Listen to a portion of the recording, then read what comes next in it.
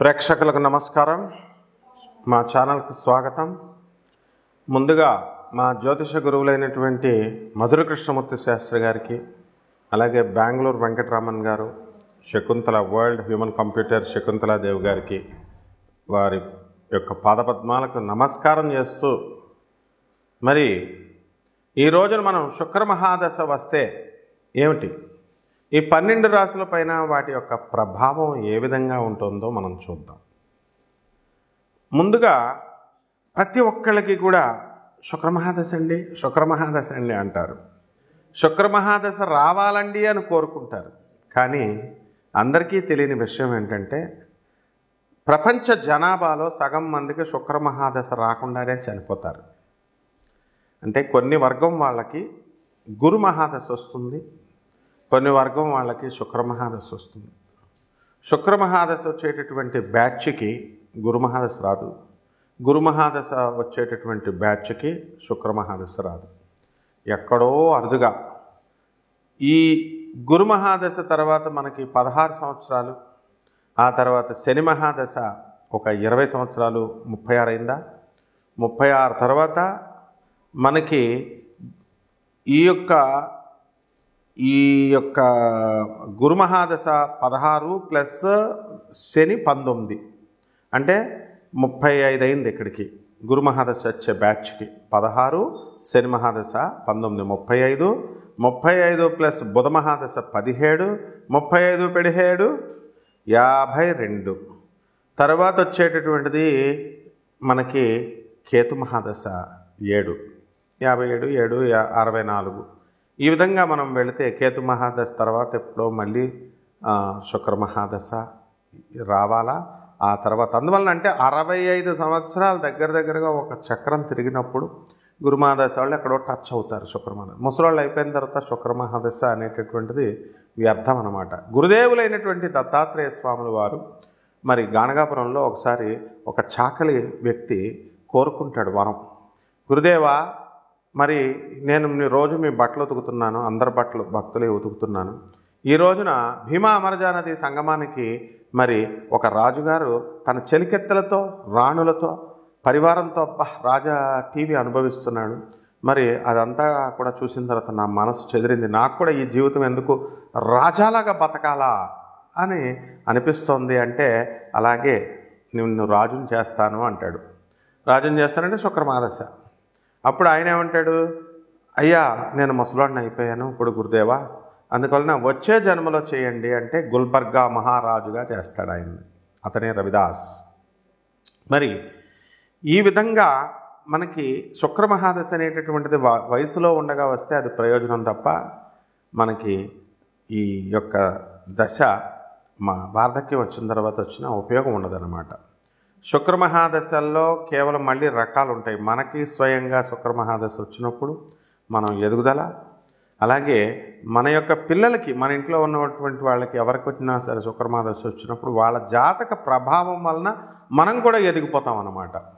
అంటే వాళ్ళు పాపం వాళ్ళ యొక్క 20 సంవత్సరాల కాలం మన దగ్గర ఉంటారు కాబట్టి వాళ్ళకి రావలసినటువంటి రాజమర్యాదలు కానీ, గౌరవం కానీ, లేకపోతే ధనం కానీ, మరి ఈ వైభోగం అంతా కూడా మనకి ఇక్కడే ఖర్చు అయిపోతుంది. తల్లిదండ్రులకు ఇచ్చేస్తాడు వాడు పిల్లడు. అందువల్లనే పిల్లల వల్ల తల్లిదండ్రులు డెవలప్ అవుతారు అంటాం. కాబట్టి ఈ శుక్రమహాదశలో అసలు ఏం జరుగుద్దండి అంటే అద్భుతాలు జరుగుతాయి. శుక్రుడు అంటే ఈ ప్రాపంచికమైనటువంటి సుఖాలు ఇచ్చేటటువంటి వాడు. మీకు 1కి 2-3 కొత్త కార్లు కొంటారు. ఒక్కొక్కరికి కార్లు అమ్మేసేటటువంటి లక్షణాలు ఉంటాయి. వెంటనే కొంటారు, 6 నెలలు ఎంజాయ్ చేస్తారు, తర్వాత మళ్ళీ కారు మార్చేస్తారు. ఇల్లులు, విల్లాలు, బంగళాలు, ఆ తర్వాత ఈ యొక్క స్త్రీలు, మందు, తర్వాత ఈ యొక్క మృష్టాన్న భోజనాలు, ఎవరికి ఇష్టమైనటువంటి నాన్ వెజిటేరియన్ ఫుడ్డులు, ఇలా బ్రాహ్మణులు అయితే నాన్ వెజిటేరియన్ కాకుండా మృష్టాన్న భోజనాలు. ఈ విధంగా శుక్రుడు ఏం చేస్తాడంటే పిల్ల పాపలతో, భార్యలతో, రాణులతో రాజవైభోగాలు ఇస్తాడు. అటువంటి శుక్రమహాదశ మీకు కావాలా వద్దా?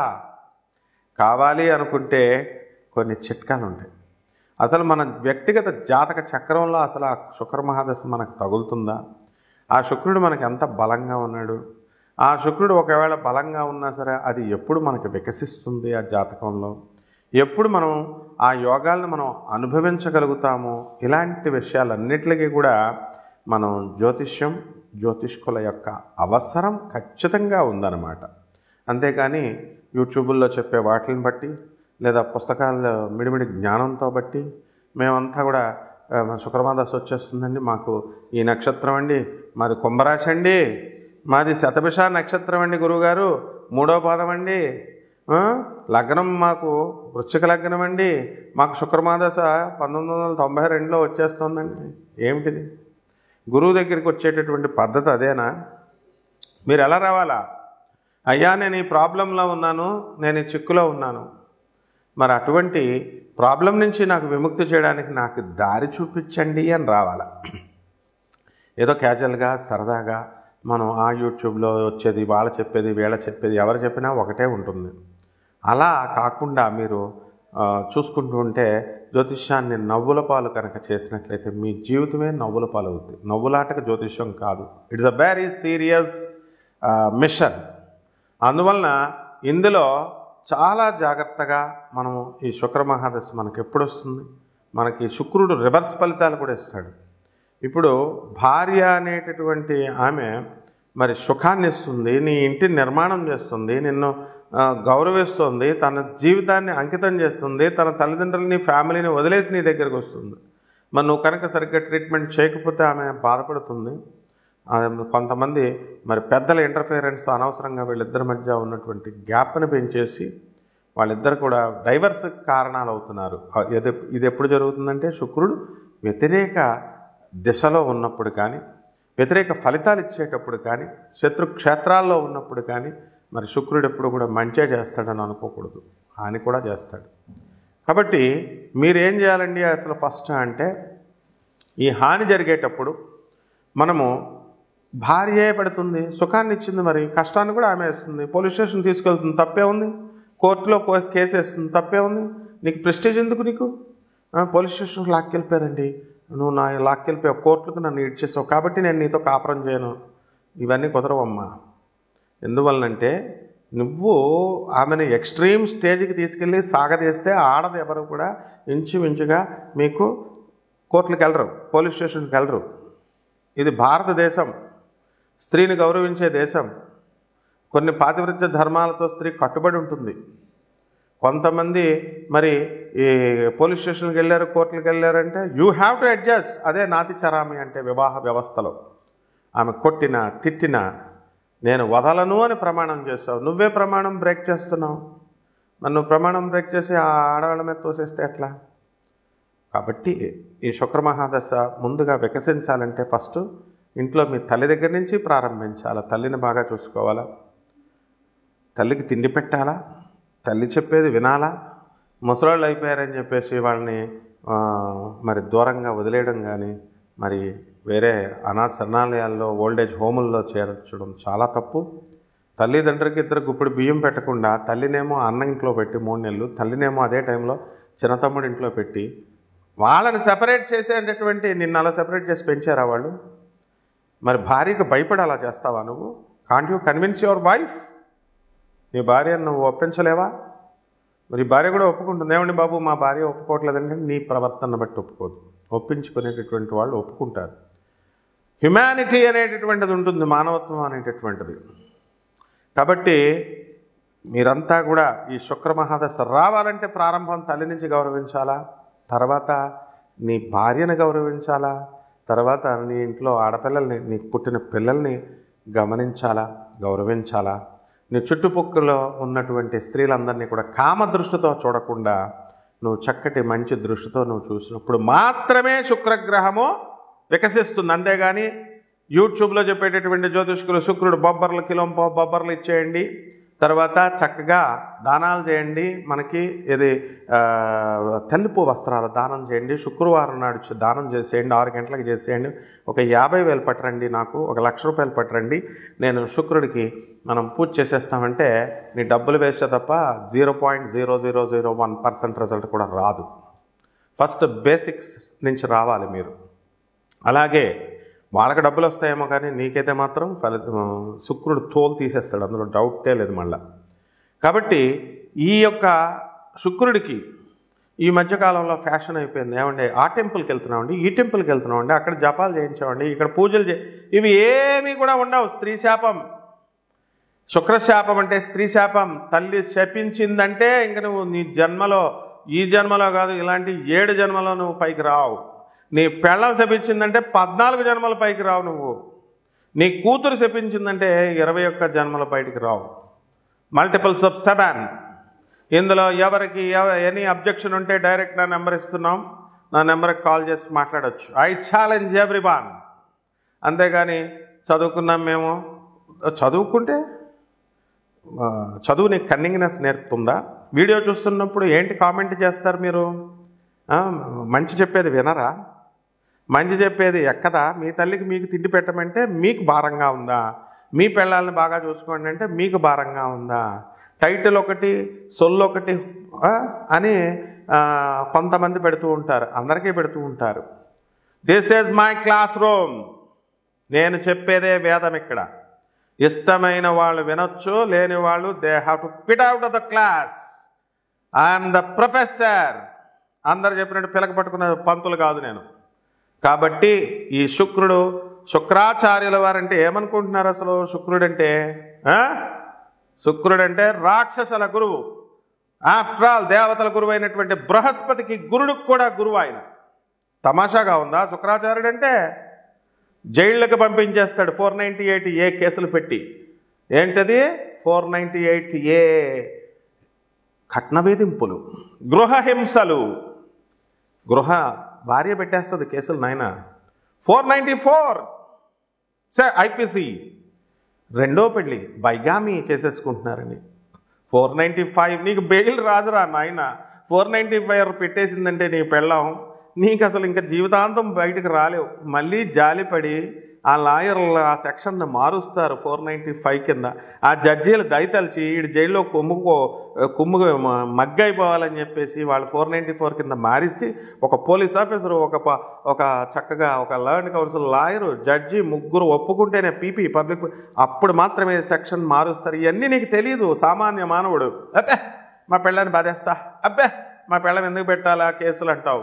నో, ఈ మధ్యన ఇంకోటి వచ్చేసింది, లివింగ్ రిలేషన్ వచ్చిందండి. సుప్రీంకోర్టు 498 కేసులో అసలు కేసులు లేవండి, కేసులు తీసుకోవట్లేదండి. నీకు ఏం తెలుసు నాయన? డీసీపీ పర్మిషన్ ఉండి డీసీపీ అబ్జర్వేషన్లో ఉన్నప్పుడు మాత్రమే నీ మీద కేసు, నీ ఒక్కడి మీదే ఉంచి నీ భార్యని, నీ తల్లిని, నీ తండ్రిని, నీ చెల్లెల మీద, నీ తమ్ముళ్ళ మీద పెట్టిన కేసు పక్కకు జరిపిస్తారు నాయన. ఇవన్నీ ఉంటాయి. ఇవన్నీ ఏం లేకుండా ఉత్తి కామెంట్ పెడితే, నా మీద కామెంట్ పెడితే నేనేం చేస్తాను తెలుసా? క్రిమినల్ నోటీస్ పంపించేస్తాం కదా. నా పుట్టలో నువ్వు వేలు పెడితే నేను కొట్టనా చెప్పు? ఫ్రీగా వచ్చిన వీడియో వినొచ్చు కదా, నువ్వు నేర్చుకోవచ్చు కదా, నీకు మంచిగా కదా చెప్తున్నావు. కాబట్టి శుక్రమహాదశ రావాలంటే ఇవన్నీ ఫాలో అవ్వాలా. నీకు 20 సంవత్సరాలు చదువు వచ్చిందంటే చిన్నప్పుడు ఎల్కేజీ నుంచి నీకు టీచర్లు స్కూల్ వాళ్ళు ఏం చెప్పారో ఆ డ్రెస్ వేసుకొని, ఆ బెల్ట్ పెట్టుకొని, ఆ రూల్స్ విన్నప్పుడు మాత్రమే నీకు డిగ్రీ వచ్చింది. ఇప్పుడు ఐఎమ్ బీటెక్, ఐఎమ్ ఎంఎస్ అంటే కుదరదమ్మా. శుక్రుడు తోలు చేసేస్తాడు. శుక్రాచార్యుడు కాసుకొని కూర్చున్నాడు. కాబట్టి జాగ్రత్తగా ఉండండి. ఇప్పుడు 12 రాశుల పైన మనం ఏ రకంగా ప్రభావం ఉందో చెప్దాం. మిథున రాశి. ఈ మిథున రాశి వారికి ఈ డిసెంబర్ నెల 2024 సంవత్సరంలో మరి ఈ శుక్ర మహాదశ ప్రభావం వలన మరి ఏ విధంగా ఉంటుంది? మనకు అసలు కలిసి వస్తుందా, కలిసి రాదా? మిథున రాశి వారికి వ్యయంలో గురుడు ఉన్నాడు కాబట్టి ఖర్చులు ఎక్కువ. తర్వాత ఫ్రెండ్స్, పార్టీలు, ఏదో ఒక రకంగా చుట్టాలు, బంధువులు, మీరు వాళ్ళ ఇంటికి వెళ్ళడం, ఖర్చు అనేది అధికంగా ఉంటుంది. అలాగే ప్రభుత్వ సంబంధమైనటువంటి వ్యవహారాల్లో కాస్త వ్యతిరేకమైనటువంటి ఫలితాలు అనేటటువంటిది మనకి ఈ యొక్క రవి మనకి డిసెంబర్ 15 తర్వాత ధనుస్సు రాశిలో మరి ఉండడం, అంతకుముందు 2 వారాలు కూడా మనకి వృశ్చిక రాశిలో ఉండడం వల్ల కాస్త వ్యతిరేకమైనటువంటి ఫలితాలు రావడం జరుగుతాయి. కాబట్టి ఈ యొక్క రాశివారు ప్రభుత్వం నుంచి వ్యతిరేకత అనేది వచ్చింది కాబట్టి కేసుల్లో, పోలీస్ స్టేషన్లు కానీ, కోర్టు కేసుల్లో కానీ ఇరుక్కోవడానికి అవకాశాలు ఉంటాయి. కాబట్టి అటువంటి అసాంఘికమైనటువంటి వ్యవహారాల్లోకి వెళ్ళకండి. ఇక ఈ యొక్క మిథున రాశి వారి యొక్క జాతకంలో స్టూడెంట్స్ ఎలా ఉంటారంటే మందకొడిగా ఉంటారు. కానీ విదేశాలకు సంబంధించి వీళ్ళకి వెళ్ళాలేటటువంటి విశ్వవిద్యాలయాలలో వీళ్ళకి సీట్లు రావడం జరుగుతాయి, కోర్సుల్లో వీళ్ళు కోరుకున్న కోర్సుల్లో సీట్లు రావడం జరుగుతాయి. అవేమీ కూడా అడ్డు ఉండవు. కాకపోతే విదేశాలలో ఫస్ట్ ఇయర్ చదువుకుంటున్నటువంటి పిల్లలు అనారోగ్య కారణంగా మీరు డిటైన్ అయ్యి అక్కడ పరీక్షలు సరిగ్గా రాకపోవడం వల్ల 2 సెమిస్టర్స్ పూర్తి చేసుకొని ఇండియాకు వచ్చి మళ్ళీ ఒక సెమిస్టర్కి వెళ్ళడం కోసం ఇంకా ఇక్కడ అక్కడ వెళ్ళడం అనేటటువంటిది ఆ ప్రోగ్రాం ఆగిపోతుంది. కాబట్టి ఈ విధంగా భార్యాభర్తల మధ్య అన్యోన్యత అనేటటువంటిది ఏదో కాపురం చేస్తున్నారు కాబట్టి, కానీ అన్యోన్యత అనేటి ఉండదు, ఒరిజినల్ ప్రేమానురాగాలు ఉండవు. కాబట్టి దీనంతటికీ కూడా కారణము మన యొక్క ఈగోయిస్టిక్ తనము అనేటటువంటిది మిథున రాశి వారు డిసెంబర్ నెలలో అర్థం చేసుకోలేకపోతారు. కాబట్టి అర్థం చేసుకున్న మరుక్షణం ఇవన్నీ కూడా జనంతో అనవసరమైనటువంటి వ్యక్తులతో అనవసరమైనటువంటి వ్యవహారాల్లో మనం వేలు పెట్టకుండా ఈ యొక్క శనీశ్వరుడు మనల్ని రక్షిస్తూ ఉంటాడు. కాబట్టి మనం జాగ్రత్తగా చూసుకోవాలి. అలాగే ఈ యొక్క శుక్రుడు డిసెంబర్ 2 నుంచి మనకి మకర రాశిలో ఉండడం, ఆ తర్వాత మళ్ళా శుక్రుడు డిసెంబర్ 28 తర్వాత మీకు కుంభరాశిలోకి వెళ్ళడం జరుగుతుంది. మరి ఈ యొక్క శుక్రుడు మనకి అష్టమంలో మనకి 28వ తేదీ వరకు డిసెంబర్ ఉన్నాడు. కాబట్టి అత్తగారుల వల్ల ఈ యొక్క పొడుపు మాటలు అంటే సూటిపోటి మాటలు ఇలాంటివన్నీ కూడా పడాల్సినటువంటి అవసరం వస్తుంది. స్త్రీల నుంచి మీకు వ్యతిరేకత అనేటటువంటిది రావడం జరుగుతుంది. స్త్రీలు పెట్టేటటువంటి హింసను ఆవిడ భార్య కావచ్చు, బయట ఆడవాళ్ళు కావచ్చు, కాస్త వాళ్ళు పెట్టే ఆఫీస్లో మీ బాసులు, లేడీ బాసులు అవ్వచ్చు, అసలు చిన్న కారణానికి కూడా తట్టుకోలేకపోతారనమాట. మీరంతా మనస్సును అలా మొక్కలు చేసేస్తారనమాట. కాబట్టి ఈ యొక్క శుక్రుడు మరి దీని తర్వాత ఏం చేస్తాడండి అంటే 28 దాటిన తర్వాత డిసెంబర్ ఆఖరణ మీకు అద్భుతమైనటువంటి ఫలితాలు ఇస్తాడు. మరి స్థలాలు కొన్న వాళ్ళకి మీకు స్థలాలు ఆల్రెడీ ఇచ్చాడు. ఇల్లు కొనుక్కున్నాడు, 2 ఇల్లులు కొనుక్కున్నారు, రేంజ్ రోవర్ కార్లు కొనుక్కున్నారు, విల్లాలు కొనుక్కున్నారు. మరి తెల్లాపూర్లో, మోకిలాల్లో మరి ఇంకేం కావాలి మీకు? పిల్లల్ని మంచి కాలేజీల్లో వేశారు మీరు. సాహితీ ఇంటర్నేషనల్, శాంక్టియా మ్యారియా మరి ఇన్నేసి లక్షలు పెట్టి వేస్తున్నారు. మరి ఇంకా మీకు బాధ ఏముందండి చెప్పండి? ఇప్పుడు మిథున రాశి వాళ్ళకి ఏ బాధ లేదు. రైతులు కూడా బ్రహ్మాండంగా మీకు మంచిగా కలిసి వస్తారు, మంచిగా అప్పులు గిప్పులన్నీ తీర్చగలుగుతారు. కాబట్టి ఇవన్నీ కూడా ఇంకేమైనా కష్టాలు ఉంటే మీ వ్యక్తిగత జాతక దోషాల వల్ల వచ్చినాయి. దీన్ని ఏ గ్రహం వల్ల పీడిస్తుంది, ఎందువలన అనేటటువంటిది మీరు మీ యొక్క వ్యక్తిగత జాతకాల కోసం మమ్మల్ని సంప్రదించండి. 24/7 మీకు ఎప్పుడు రెడీలో అవైలబుల్గా ఉంటాము. నాన్ కమర్షియల్ డబ్బుల కోసం మీరు భయపడాల్సినటువంటి పని లేదు. ఇతర జ్యోతిష్కుల మాదిరిగా చేయండి. తప్పకుండా మీరు బాగుపడడానికి మన ఛానల్ మీకు మంచి అవకాశాన్ని కల్పిస్తుంది. శుభమస్తు.